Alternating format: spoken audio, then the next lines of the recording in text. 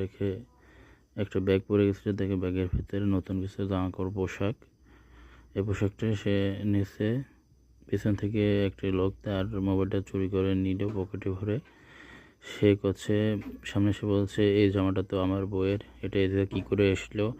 বলছে ভুল করে আমি রেখে গেছি। সে জামাটি কি করবে ভাবতেছে, নিয়ে আবার ডাস্টবিনে ফেলে দিল রাগ করে। বলছে তোমার জামাটি নেওয়ার দরকার নেই। তারপর আবার সে পিছনের ব্যাগটা নিয়ে চলে যাচ্ছে আস্তে আস্তে। সে মেয়েটি টেরও পেল না, জামাটি নিয়ে এসে ভাবছে আমি নিয়ে যাব, কিন্তু পিছন থেকে তার ব্যাগটি